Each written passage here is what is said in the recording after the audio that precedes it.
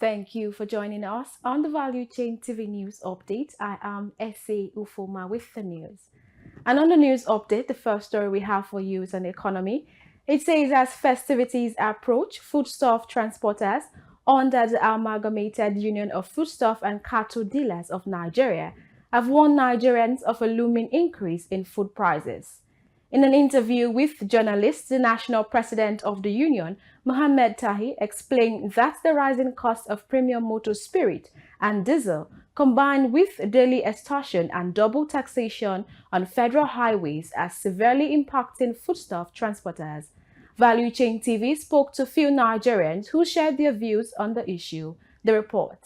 Nigerians have actually expressed their displeasure over the continuous rise in price of food commodities, which has made life more difficult, especially at this crunchy moment. Let's hear their own take as we talk to them on the street. Nigeria economy has, I'll say, is a disparity. Some have while others don't have. And price is going up and it's not reflecting on people's salary is a big problem. Because like me now, designer, I'll use my own business as an example. A clothes you can go for before like 30K, you know, now it's going for like 50K. If before you can do 5 for 150K. Now it's just 150K will give you. So you see, it's not reflecting. Prices are going up, but it's not reflecting on their salary, which is very, very bad. The advice I have for government, it's not all about sharing rice to the senators and to the honorable members. It's reaching the people directly. You know, giving packages to the senators and the politicians is those that actually know the politician that will benefit from it. But bringing a grassroots opportunity where everybody, you know, meeting the marketers, where the marketers that actually sell this product, that's what matters. Because politicians cannot solve the problem. It's meeting the people directly that will solve the issues, that will help the common man. Former president made us to understand that most of us need to go back to agriculture. And when you look at agriculture in Nigeria, you know that it is centered between the means of the commercialization in Nigeria. And this has to do with the means of conveying those farm produce or crops from the farm to the market. And this is through the means of vehicle. And the vehicle also uses petrol. And you see, when the petroleum liter is affected in price, especially when it's 1,000 plus, you see indirectly it will also affect the farmers, because for them to convey those crops to the farm, it will also affect the cost of those crops. And that means that it will go back to tell on the common man, especially the middle class or those who are looking for their ends. And when they go to the market, they cannot get it at exactly the price they are supposed to get it at the old price. Because why? Fuel have affected it, and the farmers want to get their money back because they want to get their capital in terms of the crops that they are selling in the market. So it thereby tell to the poor man that what is actually happening is not telling on the big men, it's not telling on the rich people, because the poor man goes daily to look for his daily bread. Whatever he gets, go back to the market to buy. At the end of the day, they don't get anything to come back. Why? Because it's all telling on petrol, it's all telling on the cost of fuel in the market. So just for us to re-strategize, you just need to re-strategize. One source of income is not really enough, especially for those who have beyond 5 children in the country. So what you need to do is to re-strategize your income, and then, if possible, come in the next rainy season, try and go into agriculture. Plant some of these things that will cost more, and then it will make good better. To reject the policies that were put in place.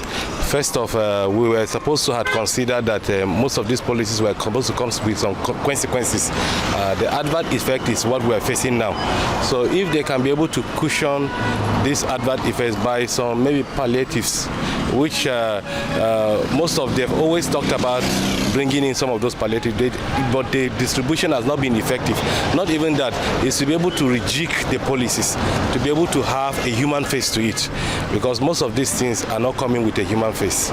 So, and I think with that, we'll we'll be able to get ourselves through. For the common man, things are not as usual.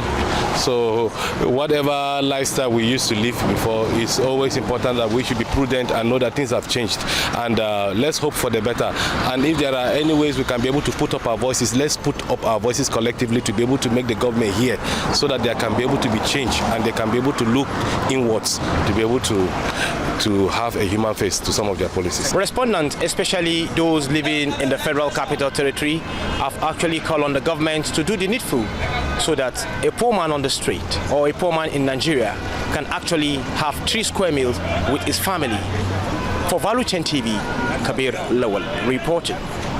And still on economy, the Economic and Financial Crimes Commission has revealed the recovery of an estate in the local Goma district of Abuja, measuring 150,500 square meters and containing 753 units of duplexes and other apartments.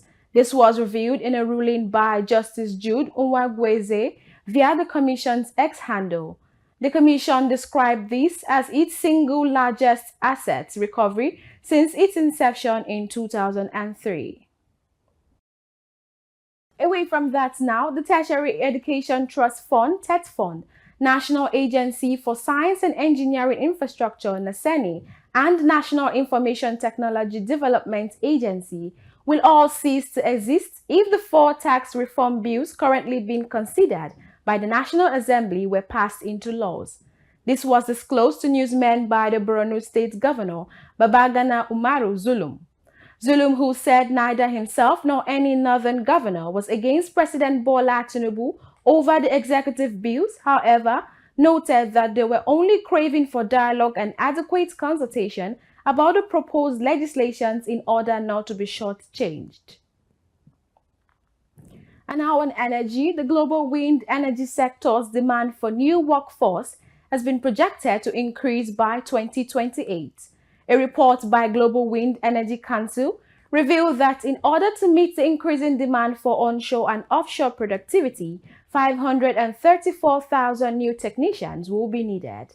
The new report, commissioned by GWEC and Global Wind Organization GWO, revealed that 40% of those roles will need to be filled by new entrants, highlighting the need for a resilient supply chain of skilled personnel to build and maintain wind fleets.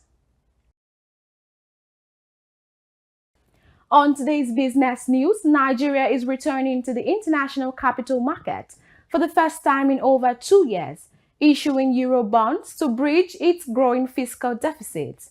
According to a document presented to potential investors, the government will offer a 6.5-year bond and a 10-year benchmark size bond with expected yields of 10.125% for the shorter term and 10.625% for the longer dated bonds. For the shorter term bonds, the federal government hopes to get at least $500 million from foreign investors. This marks Nigeria's first euro bond issuance since March 2022, signaling a renewed effort to address the country's fiscal challenges.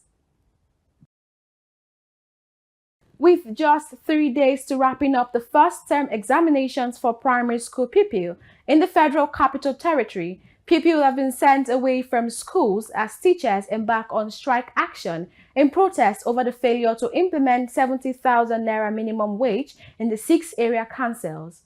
The strike action, which disrupted activities in primary schools, led to unceremonious dispersal of the pupil in the FCT and disruptions of the academic activities. The schools had encountered several disruptions, with the most recent strike on September 18th, just 14 days after the term had resumed, which lasted until October 7th, keeping students at home for nearly 3 weeks. And now on the international scene, Nigerian government has sought South Africa's endorsement to attain full membership in the G20 BRICS and the BRICS New Development Bank. Chad Moses completes the report.